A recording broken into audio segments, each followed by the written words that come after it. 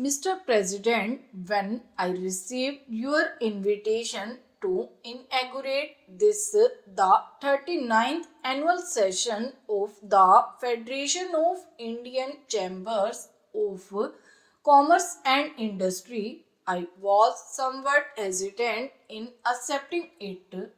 I was aware that since independence, each annual session of the Federation has been inaugurated by the Prime Minister. This, in fact, was the main reason for my reluctance. These annual meetings are beginning to become almost a ritual, and I am not much of a believer in rituals. I am also not happy about the tendency to turn to the Prime Minister to inaugurate every function of importance and to consider that a function which is not inaugurated by the Prime Minister is only of second rate importance. I feel strongly that other cabinet ministers, as also people in public life outside officialdom, should perform such functions far more frequently than they are at present doing. Your experience will always be useful. Within the ranks of industry, the younger group feels that it is not fully playing its part. I have often spoken of my intention to keep in together some younger generation. I am calling together some younger industrialists, technicians, and managers from both the private and public sectors to discuss concrete and specific problems within the broad framework of our basic objectives. I will be a sharing of thought and perhaps evolving of new ideas. Dynamic changes are needed now in attitudes and functions. In your address, Mr. President, you have pointed out that India is still a depressingly poor country and expressed concern that we have not succeeded well enough in our effort to reduce poverty and develop our economy. Poverty is indeed the central problem facing us, and it is the way in which we set out to tackle it that we as a nation will be judged. It is a long and arduous battle that we have to wage. It calls for clarity of purpose, for determination, the discipline, the hard work of which we are capable.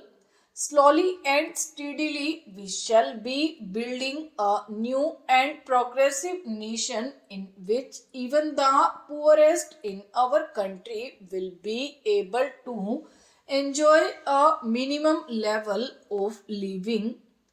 There will be fuller employment, more widespread facilities of education and health, greater opportunities for youth, and less inequalities of income and wealth.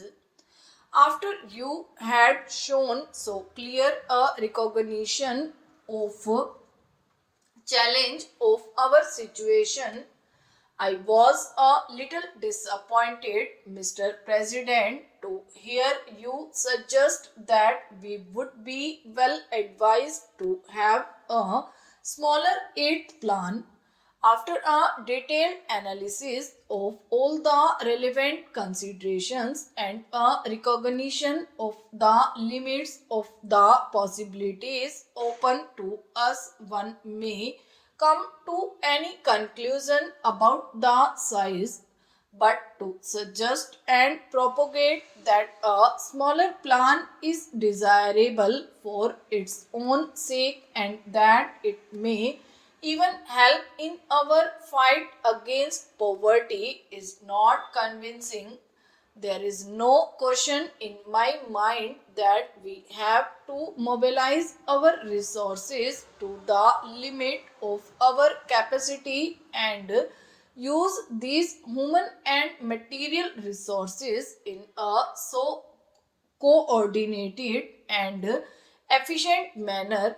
If we shirk the responsibility and seek to cover it up by phrases, we shall be merely paying lip service to the cause of the common man. It is not with caution and circumspection that we can win the war against poverty, but by our capacity to take risks and to accept burdens and responsibilities. This does not mean that we should not take the greatest possible care in the husbanding of our resources. I am anxious to seek advice on the methods by which we could achieve a higher rate of growth in our economy and ensure better performance in every sector of our activity with lower investment or input of resources in general. I do not deny that our performance in the recent past has fallen short of our expectations. We could have done better in many directions. However, let us not belittle our achievements. There is much in our record of the last three plans of which we can legitimately be proud. Let us not forget that the current level of industrial production is nearly twice of what it was in 1955, and we produce a large range of commodities which we did not produce before. The output of food grains increased by 70% between 1990-91 and 1994-95. Let us not ignore the great progress in education, especially primary education and technical education. New skills have been developed. Science and technology are making their presence felt in distant villages. Much of the frustration which exists in the Indian economy today and which you have voiced flows from the fact that the performance of the third plan has fallen short of our hopes. Let us by all means learn from our mistakes and attempt to correct them to best of our abilities and resources. Stop.